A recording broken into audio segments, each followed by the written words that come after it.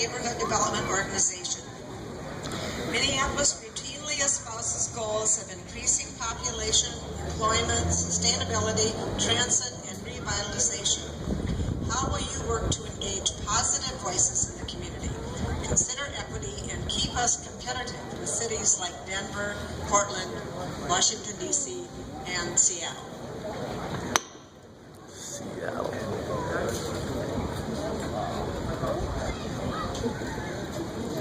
Well, that's a pretty big question. There were a lot of topics in there, so what I'm going to try to focus on is financial and environmental sustainability. When we look at being competitive and on the cutting edge with major American cities in our country, we need to make sure with the Great Recession just on our heels here that we are being financially responsible so that we can fund programs that revitalize our community, that engage neighborhoods. We need to make sure also that we are being environmentally sustainable with issues like transportation, neighborhood design, planning, and how we go about the day-to-day business of the city. So I guess I would focus on financial and environmental sustainability to make Minneapolis as green and as healthy as possible and competitive with other major U.S. cities. Thank you.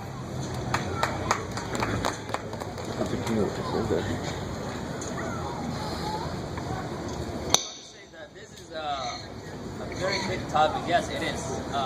How can I compete with other cities while I'm not doing great in my own backyard? That's the question we need to ask. I live in Central. And Central, we have homes that just became a pigeon house. We have a three-story building behind my house that have been never shown up. Trust been showing up, city is not enforcing any ordinance. No rule is enforced in the city. How can we compete other cities while our own home is not being taken care of? How our policies is not being enforced? I think in this case, city of Minneapolis failed to respond to certain neighborhoods, such as Central. Central was my home since last 10 years, I think. Yes, and there were so many houses have been closed in my neighborhood than any other places in Ward 9 now.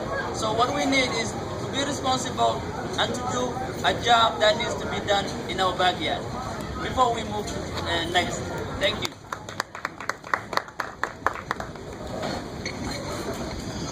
We need to promote, solicit, and develop jobs, housing, and population for the city.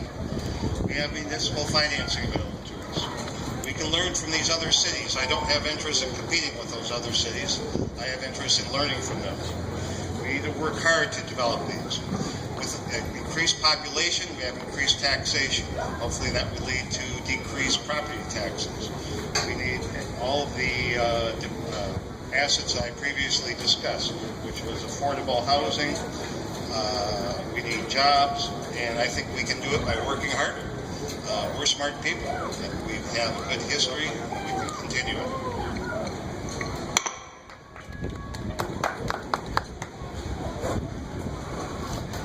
I think there is tremendous potential for Minneapolis to become a national leader on the sustainability question, the social justice questions.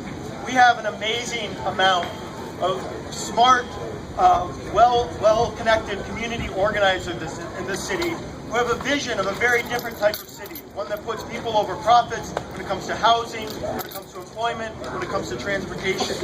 One of the first organizing projects I worked on was with the Bus Riders Union in Los Angeles, and I was in a training program there where the key slogan was how to fight transit racism.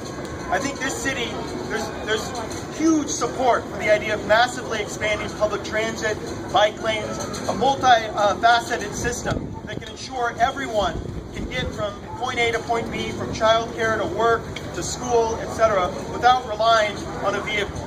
That will take huge investments. But we live in one of the richest cities in the country. There's 9 Fortune 500 companies based here in Minneapolis. With a proper taxation policy, we could see jobs and a real development in this city.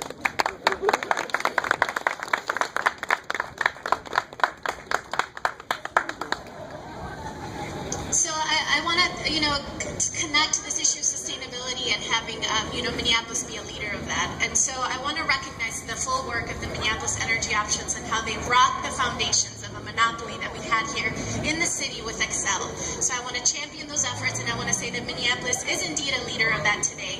And in order to completely fulfill that vision, we need to make sure that people of color have a seat at the table to ensure that equity is what sustains the concept of greening initiatives in Minneapolis. If we don't close the opportunity gaps, if we don't close the employment gaps, if we don't close the health and educational gaps, we're not going to continue to be a sustainable city. So I want to recognize that work has been wonderful, but that we have a lot more work to do to ensure that communities of color, communities that look like you and me, are at the table fighting hand in hand to make sure that our city is a truly sustainable city from beginning to end. Thank you.